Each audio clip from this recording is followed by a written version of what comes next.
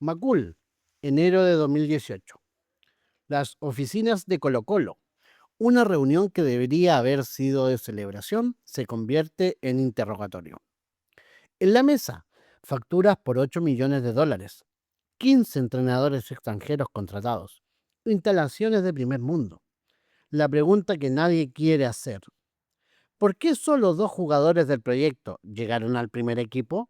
El proyecto Fútbol Joven de Colo-Colo había tenido todo lo que un proyecto deportivo puede soñar: recursos ilimitados, infraestructura de última generación, expertise internacional, todo, excepto una cosa: una estrategia coherente. En el episodio anterior hablamos del ciclismo chileno, 500.000 dólares que se convirtieron en 4 medallas olímpicas. Hoy hablaremos del lado opuesto de la ecuación. ¿Qué pasa cuando un proyecto deportivo tiene todo el dinero del mundo, pero no sabe cómo gastarlo? A veces, tener demasiado dinero puede ser más peligroso que tener muy poco. A esto comúnmente lo llamamos el síndrome del cheque en blanco. Bienvenidos a Proyectos que Mueven Chile. Hoy, cuando la abundancia de recursos se convierte en la peor enemiga del éxito. Para entender cómo 8 millones de dólares se pueden evaporar sin generar resultados, tenemos que viajar al año 2018. Colo-Colo acababa de ser comprado por un consorcio empresarial que prometía revolucionar el fútbol joven chileno.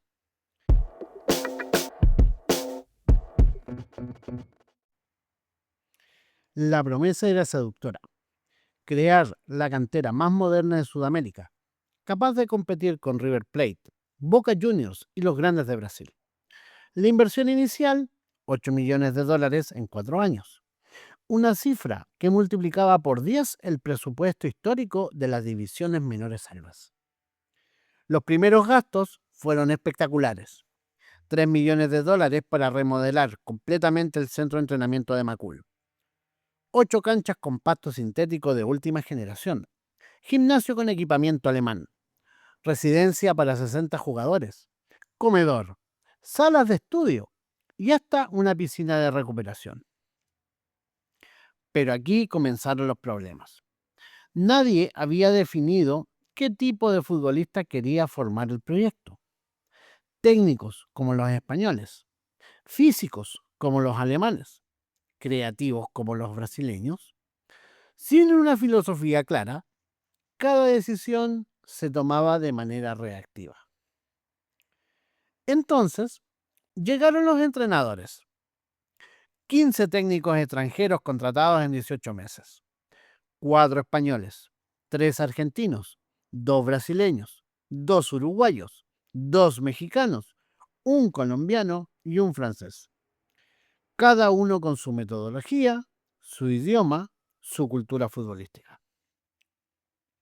El resultado era predecible: caos absoluto. Los jugadores de 14 años entrenaban con metodología española por la mañana, argentina por la tarde y brasileña los fines de semana. No había coherencia, no había progresión, no había sentido común.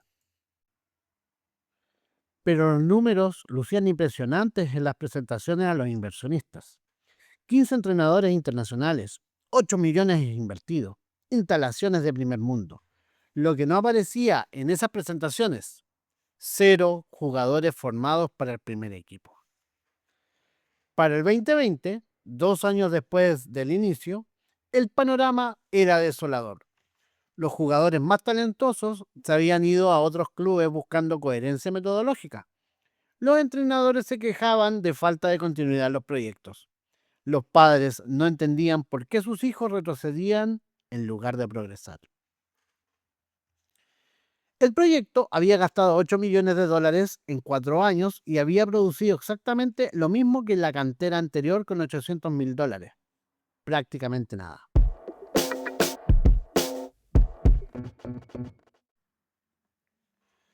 El caso Colo-Colo es un manual de gestión de proyectos de cómo no hacer las cosas.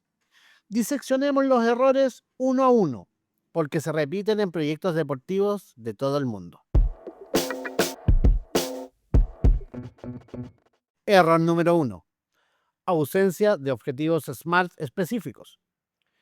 El objetivo, tener la mejor cantera de Sudamérica, suena inspirador, pero es completamente inútil para la gestión.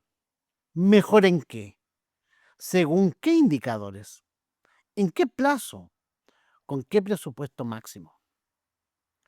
Un objetivo SMART habría sido lograr que 5 jugadores formados en casa debuten en primera división antes de los 20 años. Esto en un plazo de 4 años, con una inversión máxima de $6 millones y sostenibilidad financiera del 70%. Error número 2. Sobreinversión en infraestructura. Subinversión en procesos. El 60% del presupuesto se gastó en instalaciones físicas que lucían espectaculares, pero no generaban diferenciación competitiva. Cualquier club con dinero puede construir canchas bonitas. Lo que genera campeones son los procesos de formación superior. Error número 3. Falta de metodología unificada. 15 entrenadores con 15 filosofías diferentes no suman 15 veces más valor. Generan 15 veces más confusión. Los mejores proyectos de formación del mundo tienen metodologías únicas, coherentes y aplicadas sistemáticamente durante años.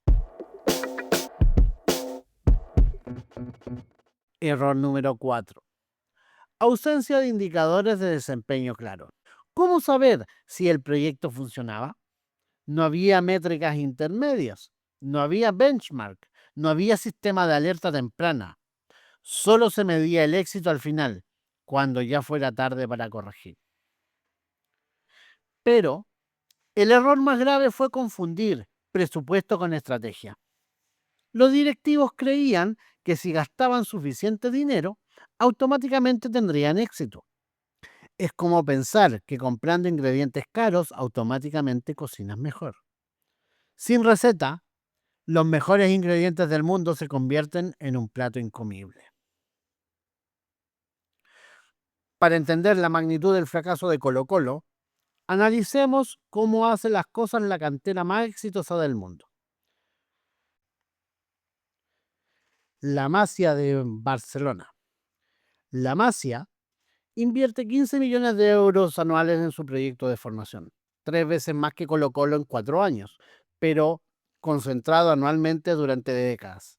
Sin embargo, la diferencia no está en el dinero, sino en la metodología.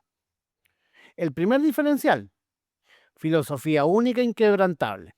Desde los 6 hasta los 18 años, todos los jugadores aprenden el mismo sistema. Toque, posición, presión tras pérdida.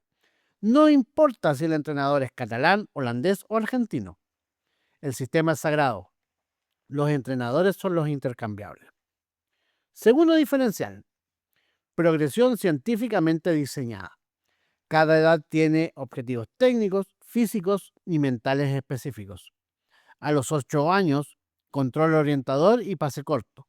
A los 12, visión de juego y pressing. A los 16, toma de decisiones bajo presión. Es una universidad del fútbol con currículum estructurado. Tercer diferencial, medición obsesiva. Cada jugador tiene 47 indicadores de rendimiento evaluados mensualmente. Técnicos, físicos, mentales, académicos, conductuales.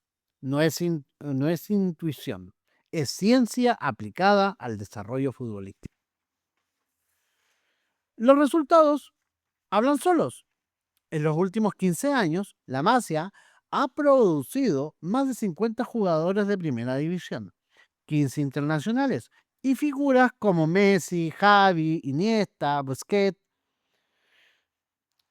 Colo-Colo, con un presupuesto proporcional similar, produjo 2 jugadores de primera división en el mismo periodo. La diferencia no era el dinero disponible, sino cómo se gastaba ese dinero. Barcelona tenía un plan de 40 años ejecutado consistentemente. Colo-Colo tenía un presupuesto de 4 años gastado inconsistentemente. Pero el síndrome del cheque en blanco no es exclusivo del fútbol.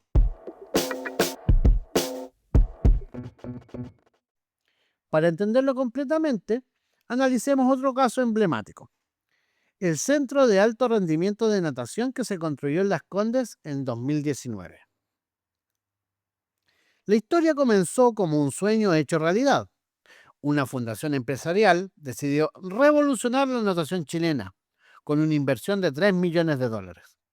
La instalación era espectacular: piscina olímpica de 50 metros, sistema de cronometraje suizo, cámaras subacuáticas para el análisis técnico. El problema: nadie se preguntó si Chile tenía nadadores de nivel para justificar esa inversión o entrenadores capaces de aprovechar esa tecnología. La realidad era brutal. Chile tenía 3 nadadores de nivel sudamericano, un entrenador con certificación internacional y una federación que funcionaba con presupuesto de $150.000 anuales. Era como construir un hospital de trasplante cardíaco en un pueblo sin médicos. Los resultados eran predecibles. 2 años después de la inauguración, la piscina funcionaba al 30% de su capacidad. Los nadadores elite seguían entrenando en sus clubes tradicionales porque no había programa específico de alto rendimiento. La tecnología de análisis se subutilizaba porque no había técnicos capacitados para operarla. El costo de mantener la instalación era de $200.000 anuales. Los ingresos por uso no superaban los $50.000. La fundación tenía que subsidiar $150.000 anuales solo para mantener funcionando algo que no generaba los resultados esperados.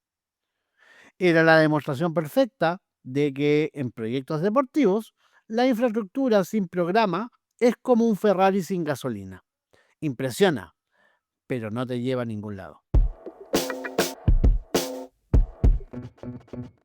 Pero no todo está perdido. Para entender cómo hacer las cosas bien con recursos limitados, viajemos a Southampton, Inglaterra, y analicemos la fábrica de talentos más eficiente del fútbol europeo. Southampton FC es un club de segunda línea de la Premier League. Su presupuesto para formación: 2 millones de libras anuales, una fracción de lo que gasta en el Manchester City, el Chelsea o el Arsenal. Sin embargo, ha producido más jugadores para la selección inglesa que cualquier otro club en los últimos 10 años. Su secreto: concentración absoluta en procesos, no en instalaciones. Su centro de entrenamiento es modesto: 4 canchas de pasto natural, un gimnasio básico, vestuarios funcionales. Nada que impresione a los visitantes. Todo diseñado para desarrollar futbolistas. La filosofía es simple: desarrollamos jugadores inteligentes, no instalaciones bonitas. Cada peso que se invierte en coaching, no en cemento, tiene 8 entrenadores de tiempo completo para 80 jugadores. Eso es un ratio de 1 a 10, el más alto de Inglaterra. Su metodología es obsesivamente simple: formar jugadores que piensen rápido, decidan bien bajo presión y tengan carácter competitivo. No se complican con filosofías complejas o tecnologías innecesarias. El fútbol es aplicado consistentemente durante años. Resultado: en 10 años ha vendido jugadores por más de 200 millones de libras a clubes como Liverpool, Manchester United, Chelsea, el Gareth Bale, el Luke Shaw, Adam Lallana, el Virgil van Dijk, todos formados con presupuestos modestos, pero gestión excelente. Los casos que hemos analizado nos enseñan 3 principios fundamentales sobre gestión eficiente de recursos en proyectos deportivos. Primer principio: presupuesto no es sinónimo de estrategia. Tener mucho dinero puede ser una ventaja, pero solo si sabes exactamente cómo gastarlo. Colo-Colo tenía 8 millones de dólares, pero no tenía plan. Southampton tenía 2 millones de libras, pero tenía metodología clara. Resultado, Southampton produjo campeones. Colo-Colo produjo frustración. En gestión de proyectos, esto se traduce en una regla simple. Antes de definir cuánto gastar, define qué quieres lograr exactamente y cómo lo vas a lograr. El presupuesto debe servir a la estrategia, no reemplazarla. Segundo principio, la importancia de fases y entregables medibles. Los proyectos exitosos se dividen en etapas con objetivos concretos y medibles. El centro de natación se construyó como si fuera un objetivo final, cuando debería haber sido el paso 5 de un plan de 10 etapas que comenzara con desarrollar nadadores y entrenadores. En proyectos deportivos, la secuencia correcta es siempre, pero siempre, primero desarrollar talento humano, después construir infraestructura para potenciar ese talento. Hacerlo al revés es como construir una autopista antes de tener automóviles. Tercer principio, benchmarking de procesos, no de resultados. Colo-Colo quería tener la mejor cantera de Sudamérica porque River Plate la tenía, pero no estudió cómo River Plate había construido su cantera durante 30 años. Copió el objetivo, no la metodología. Los proyectos exitosos estudian obsesivamente cómo otros han logrado éxitos similares. Adaptan esos procesos a su realidad y lo ejecutan con disciplina durante el tiempo necesario. No buscan atajos, buscan métodos probados. El síndrome del cheque en blanco nos enseña una lección contraintuitiva. En gestión de proyectos deportivos, tener recursos ilimitados puede ser más peligroso que tener recursos limitados. Porque cuando tienes poco dinero, cada peso cuenta y cada decisión se evalúa cuidadosamente. Cuando tienes mucho dinero, es fácil creer que el dinero resolverá los problemas por sí solo. Y ahí es cuando el dinero se convierte en una excusa para no pensar, no planificar, no gestionar correctamente. En el próximo episodio de Proyectos que Mueven Chile, cambiaremos completamente de registro. Hablaremos de los deportes que Chile no sabía que tenía, de proyectos que nacieron en disciplinas emergentes y se convirtieron en referentes mundiales. Surf, escalada, rugby femenino. Historias de cómo la innovación a veces vale más que la tradición. Porque a veces los mejores proyectos nacen donde nadie los espera. Nos escuchamos en el próximo capítulo.